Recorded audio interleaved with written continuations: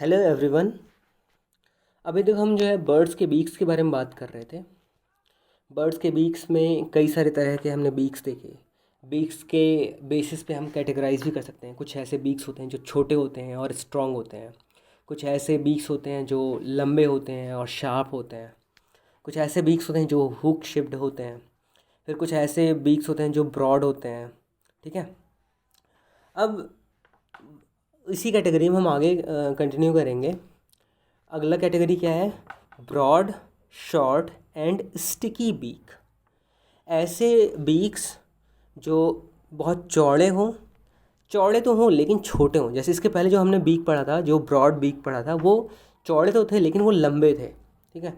इस केस में है ब्रॉड है, चौड़े हैं, छोटे हैं और स्टिकी बीक है। स्टिकी मतलब बहुत चिपचिपाहट जिसमें बहुत ज़्यादा होती है, बहुत ज़्यादा चिपकने वाले जो बीक होते हैं उनको जो है स्टिकी बीक्स बोलते हैं।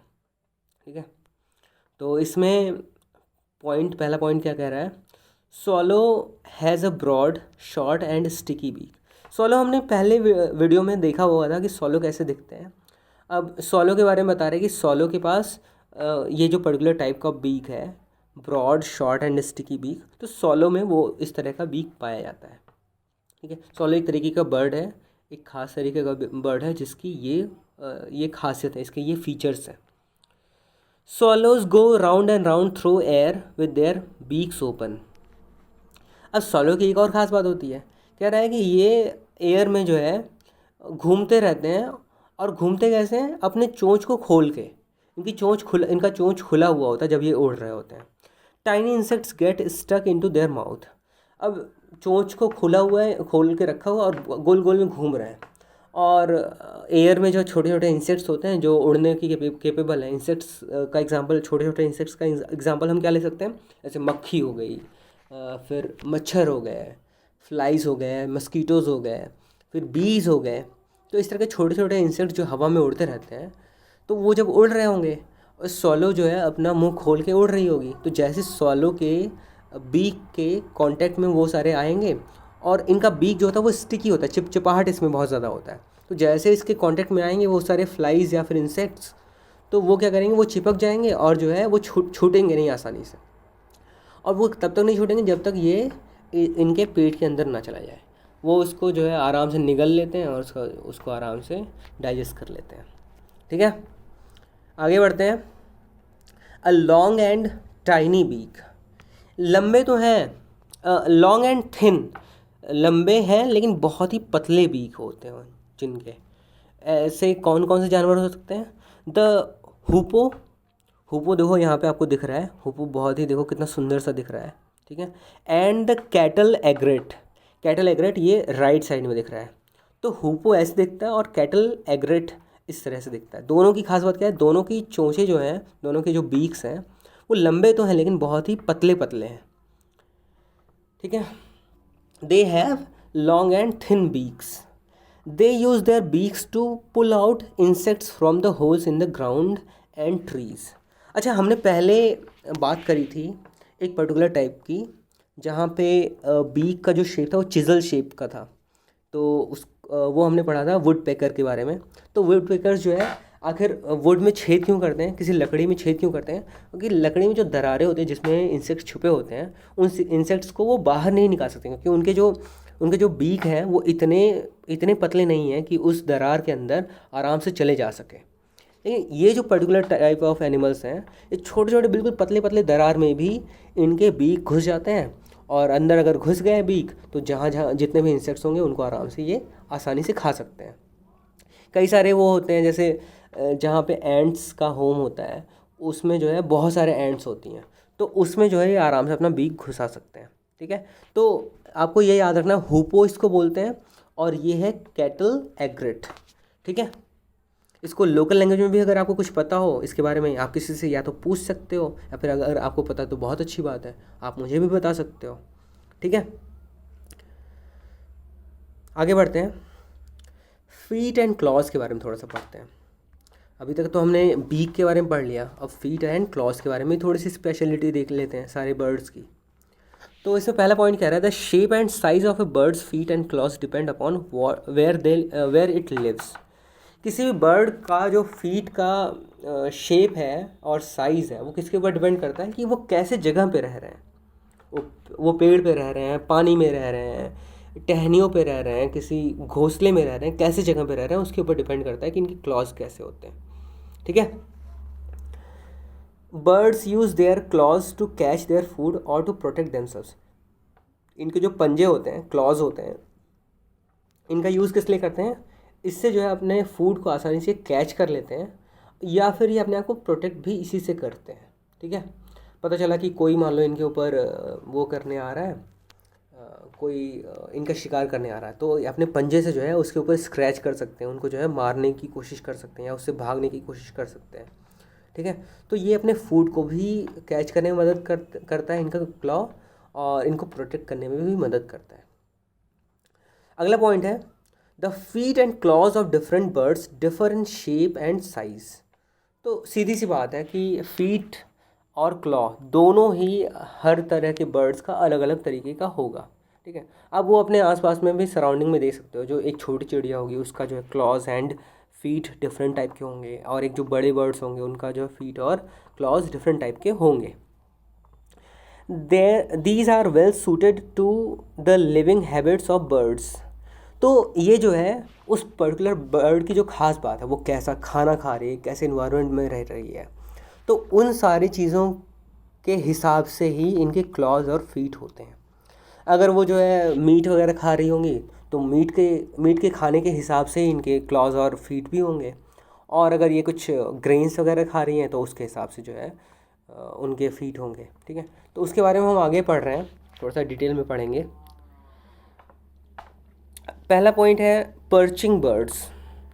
पर्चिंग बर्ड्स के बारे में कह रहा है, perching birds like crow, pigeon and sparrow have 4 toes.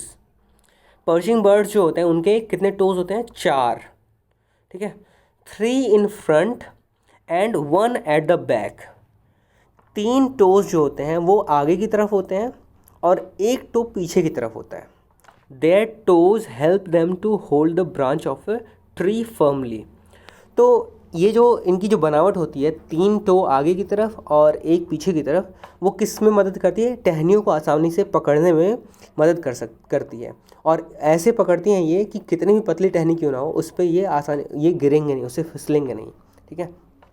While perching they can sleep at night without falling.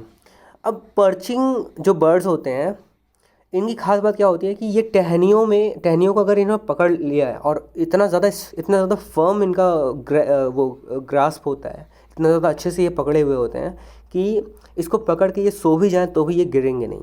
तो आप देख सकते हो ये इस पर्टिकुलर बर्ड का, स्पैरो का, कि इसमें 3 इसके टोज आगे की तरफ और एक पीछे की तरफ होगा। तो तीन जो है आगे से कर्व किया हुआ है इसको पकड़ने के लिए, और पीछे से एक कर्व किया होगा। ऐसे ही क्रो में भी आप देख सकते हो, क्रो में भी 3 आगे की तरफ होगा और एक पीछे की तरफ होगा।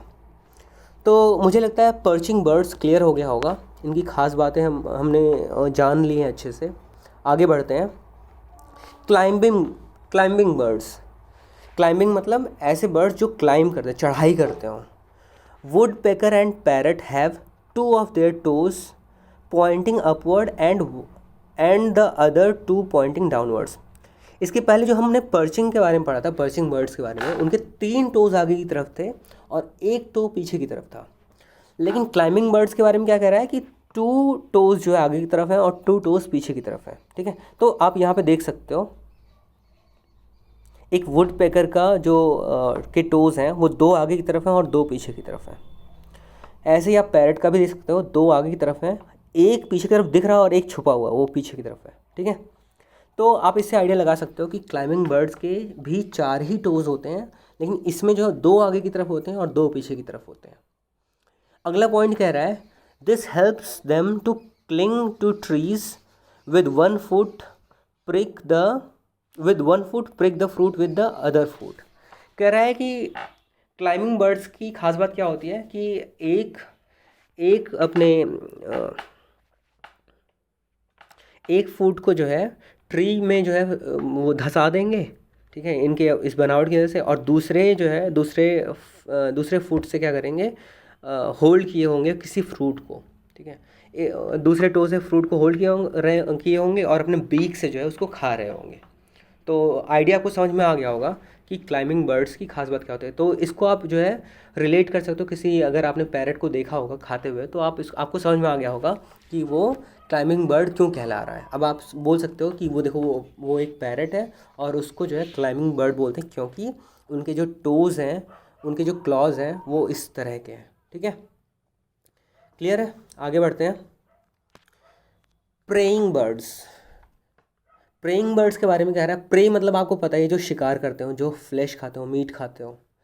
तो eagle, hawk, kite and vulture have strong and sharp spreading claws called talons.